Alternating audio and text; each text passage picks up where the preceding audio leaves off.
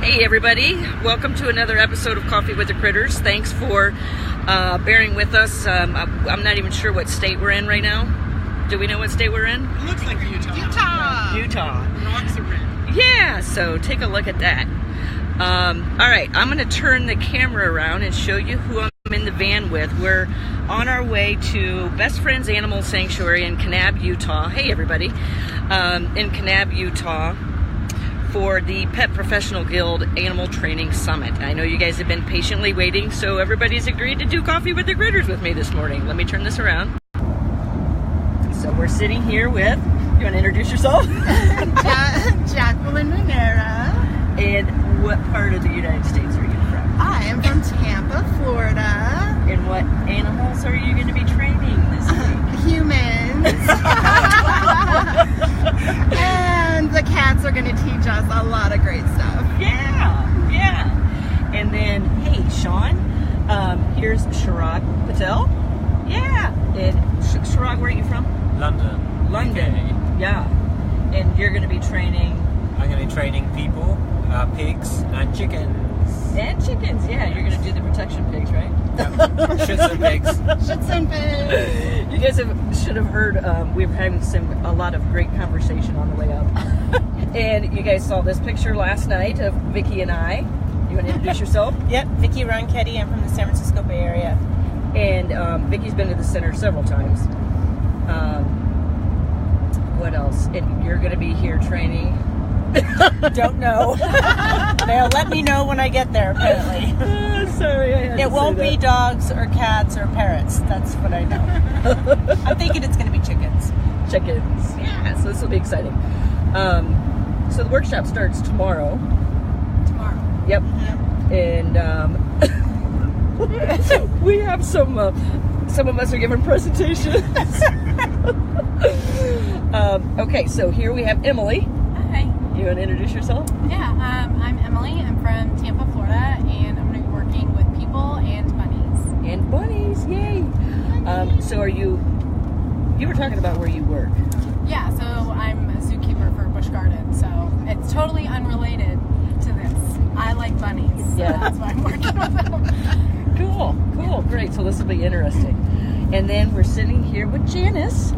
I'm Janice Bradley from the National Canine Research Council, which is in upstate New York, but I live in Oregon, as far from work as possible.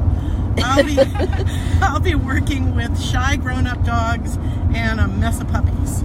Yeah, that'll be interesting. I'm going to have to We pop hope in on so. your workshop. So what do we want to talk about? Cricket. No, we said as soon as this live stream starts, everybody's going to get really quiet. So we've had some interesting conversations so far. We were talking about the care of animals in other countries, the differences in what people think, how they perceive, how to live with animals in different countries. Pretty interesting conversations. I've got the camera on me right now, so. So you travel around the world quite a bit, don't you? Yeah, a little bit. Yeah, did you see his suitcase? Yeah, everybody's supposed to pack light except Sharad. Hair and makeup, you need it. Yeah. Oh, those are yours? My shoes, my hair and makeup, and then my clothes are in here. So yeah, what else have we been talking about? Well, we were talking about Puppies. and raptors. Choice in training. Not together. What were you saying? Choice Yep. in training. And What, that the animal's choice? Yeah. Making sure it stays in there? Working with the individuals in front of you. So the great Susan Friedman, a study of one always. So all cats do this, all birds don't do that, dogs don't like this. Instead of looking at the individual in front of you and determining what that individual needs and wants. Sure. And being flexible. Being very flexible. In your training and being ready to change it, especially in this situation where we don't know the animals. Some of us don't even know what kind of animals. And, you know, like, we don't know what we're going to get. And that's what I want to present to people is, you know, it's good not to know, because then they can see problem They can solving. see real and life training. And like a lot of your live streams, you know, it's like, this is what's happening. So this is what we have. So we don't just always get to handpick our learners, and, you know, so that we can have a great demo. So it goes good. You know what I mean? Like sometimes it's just what you get. I get a lot of questions on, you know, people see the finished behavior. So online, they can watch YouTube videos or go to people's stations or channels, and they see finished trained behaviors. But what they don't see are all the bloopers or what it took to get there. Yeah. And so I do try to show some of those quote unquote mistakes along the way, because that's where we really, really learn a lot. And how you recover from them. Yeah. What do you do in the moment when something happens? And I don't think we teach people enough about recovering from that. Yeah.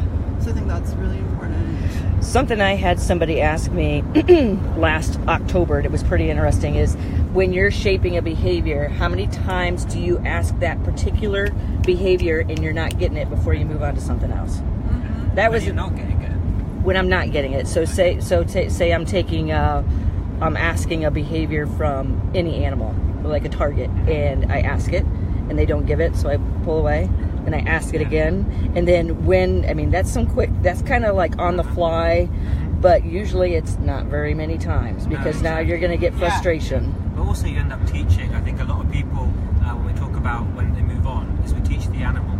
You just sit there and look at us, and we're going to move on to something else. Yes. And then that's where we bring out prompts as well. So people think of targeting and luring more as a structural behaviour. So because I'm using a piece of food, I'm luring, or because I'm using a target, I'm target training. But actually, they're not using the tools to help the animal learn what they want the animal to do. What they do usually is the animal struggles, and then they bring out the target or the lure. So the animal sometimes learns, I just sit there, or I do this behaviour, and suddenly food appears, or suddenly a target appears. So I think it's really important to, if you're not getting it, stop straight away, and then start thinking about what can you do differently to help them. Sure. So it's probably due to maybe too big of steps in shaping. Maybe your reinforcers just changed. Could be several things. Something in the environment changed. Yep. Something in your training. Yep. So we do have go ahead. But that might not always be a detriment. I mean, because to a certain extent, then you're exploiting the dog's natural inclination that all dogs have to look to people, at least people that they know, for clues about what to do. And so if a dog in particular, if their default response is when they're stumped about what to do, to look to their person, that's probably a good thing, and is gonna foster a relationship. That's the kind of attentive, interactive relationship that people want to have with dogs. Yeah. I think that's really powerful as far as just like thinking about the relationship instead of just the behavior. I just did a session with my rabbit just a couple of days ago, and in the middle of the session we were outside and she got really scared, and there was like some sort of weird high-pitched noise, and she stopped, and I was able to stop and like comfort her, and she was okay with it, which is huge for her because she used to be a stray, and so anything in the environment that freaked her out, she was like, no, don't touch me, don't look at me, don't talk to me, don't try to feed me, because I need to like figure out how to deal with this, because that's what she had been used to doing. And the fact that I was able to be a source of comfort for her, and then we moved on with our session, was so much more important to me than the actual like getting the behavior that I was actually working on. Because learning's happening still. Right. You know, learning's still happening. Something I was saying, like we were talking about this last night, just because you're using positive reinforcement doesn't necessarily mean it's a positive experience for the animal. And I found myself doing that, like, and especially with pigs, because they don't stop eating. So I'm like, bam, bam, and then it's just like I lose focus of what's really important. And then you can tell in the animal's body language, because Milo will start giving certain types of oinks, whatever, and I'm just like, that's what brings it to my attention, that I'm just like, whoa, this is clearly no longer fun for you anymore, but I'm still asking it. Yeah, because we get greedy and reinforce when things are going in the right direction.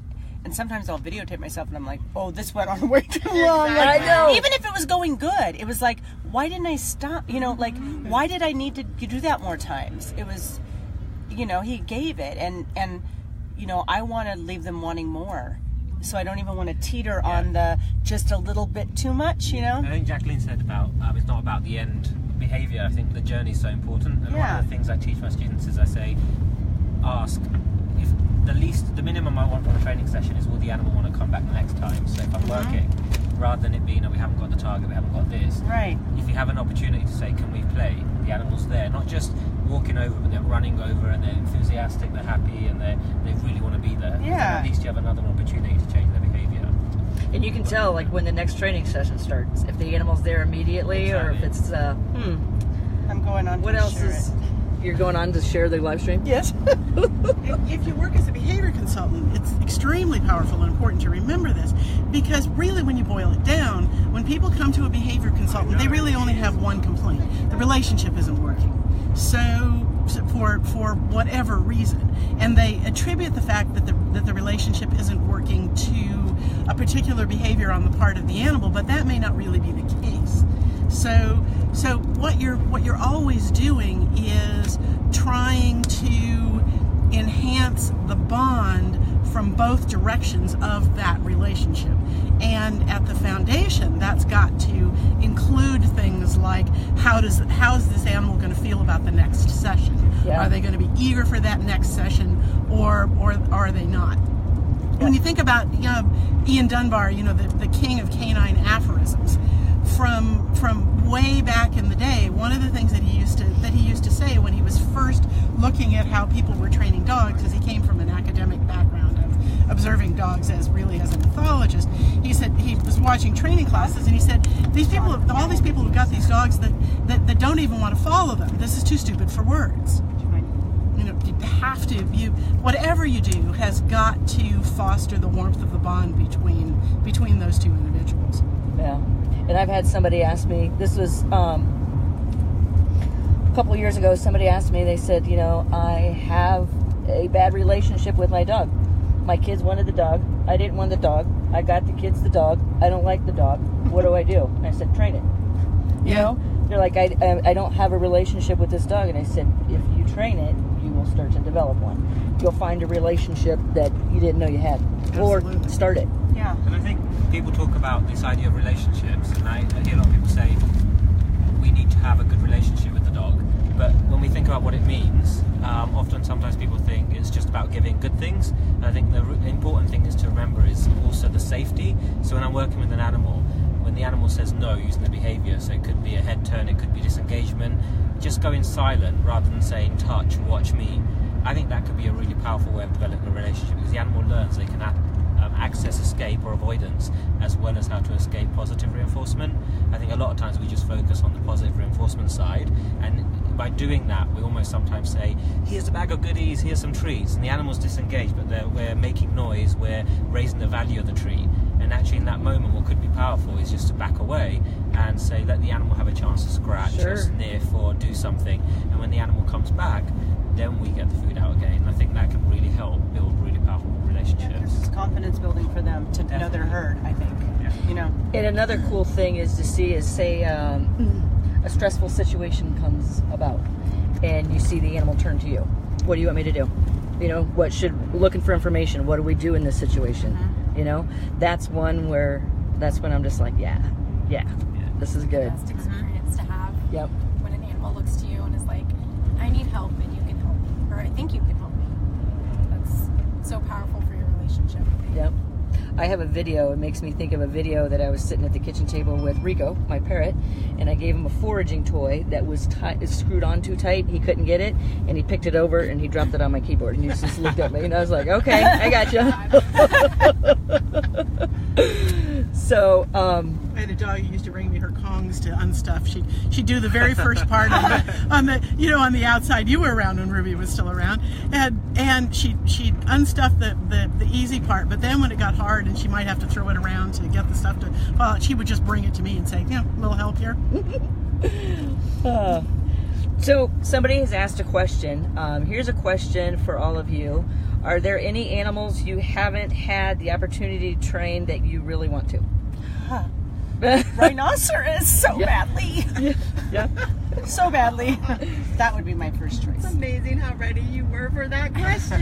So that is like one of your dream animals? Yeah, Yeah, for sure. what about you, Emily? I think sea lions. I would Yeah? love to work. That was like how I became infatuated with animal training, is going to SeaWorld and watching how the trainers worked with the sea lions, and they just looked like they understood what they were saying. And I've been there and seen them work with them, and it just seems like so cool just to have just a giant 500-pound sea lion following you around. Yeah. And just like, it looks like they just have so much fun together. So I think that would be the one that I haven't worked with that I would really love to work Have with. you ever been to the Ken Ramirez? Well, it's not his workshop anymore. Shed. Yeah, at the Shed Aquarium. No, but I did go to an IMATA conference, and I got to take one of his classes, and Okay. it was like amazing. Yeah. Yeah, just being able to like listen to Ken, you're just like, oh my god, it's like a fangirl moment. Bats. What'd you say? I said it's like a fangirl moment. Bats? Bats. I can't tell you why, but I'd really like to try training bats. I've known a couple of people who have done that and watched them work with them, and I was just antsy to try it. There's a big bat conservation up by me. We went and took a tour and got to see all kinds of bats, even the big fruit bats. And I was just like, I need to bring a bat into the center. You know, my husband will be like, I'm out of here. How about you, Sharag? Probably gorillas. I've done a little bit of consulting gorillas, but I'd love to do more. It's Have amazing. you have done some work? Just a tiny bit, yeah. But they just seem, it's just, it's amazing just to be so close. And I think that would be an animal I'd love to do more with. That'd be a nice. Well, everybody's choices would be. I was going to say one to like. I like working with particular animals, especially exotics, just to show that your dog may be more resilient to use of aversives, but go try it with that. You know what I mean? Yeah. You're gonna learn real quick the contingencies. So gorillas. How about you, Jackie? I'm kind of boring, I guess. I love working with cats. I'm Well, happy you're with in cats. And, He's like, you guys are I mean, crazy. I've worked with manatees. I've worked with, of course, dogs and some other species. But I love cats. No interest in big cats? I actually have done a little bit with big cats, but I like to be able to touch them and be up close and not worry about getting eaten. So I'll stick with my little cats. I just worked with some Bengal tigers outside of Chicago, and it was neat to see them. It's really fun. Yeah.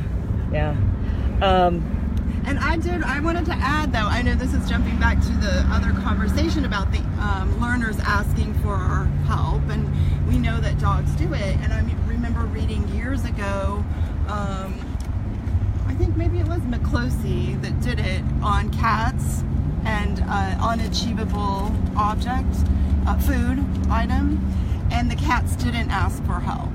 And so they kind of jumped to the conclusion that cats aren't interested in that they will just try and try and try on their own and then give up. And so what I immediately thought was it's more about the relationship between the cat and the human. And so I started just kind of playing around with that a little bit. And my cat, of course, Jazzy Cat, is very clicker savvy, and we have that relationship. And she absolutely will do the same thing. Stop and ask me for help. Because she wants the She's interaction. like, well, because she's like, okay, she'll try on her own, and then if something isn't happening, she's not solving the problem, or she's not sure what to do next, she'll stop, she'll come and ask me, basically, just like we see the dogs doing. So I proposed to Clive Wynn to actually do some of that research with those canine cognition. He was like, no, never. So I was like, thank you. And then Monique Udall actually is doing that research with her student, Christian Vital Shreve, I believe it's called, or is her, how you pronounce her last name. So they are doing a lot of cat cognition work, and they're starting some of these things that have been done with infants, done with dogs, and doing them all over with cats.